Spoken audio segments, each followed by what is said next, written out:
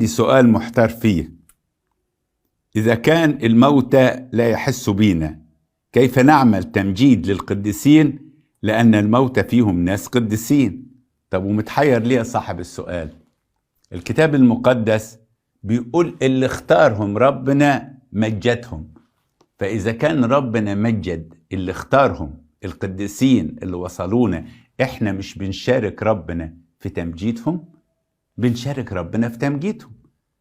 وبعدين انت لما بتيجي تقول الأموات لا يحسوا بينا، لأن الأموات في عالم سماوي، انت لما تطلب منهم الصوت هيروح لربنا، وربنا هيستجيب ويبعت لك حد منهم علشان يعمل لك اللي انت عايزه.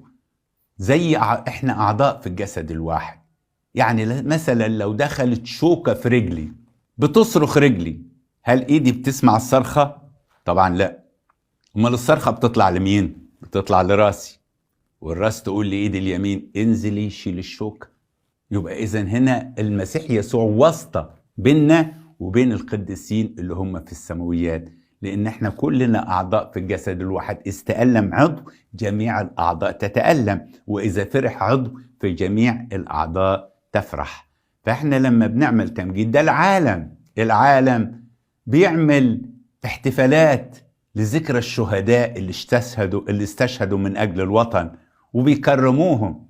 يعني تيجي تقول إذا كانوا الشهداء مش بيحسوا بينا، ليه الدولة بتعمل احتفال بعيد الشهداء الشرطة وبعيد شهداء كذا وبعيد شهداء الجيش؟ ليه بنعمل كده؟ فإذا كان العالم بيكرمهم، احنا ما نكرمش القديسين اللي بننظر إلى نهاية سيرتهم ونتمثل بأعمالهم.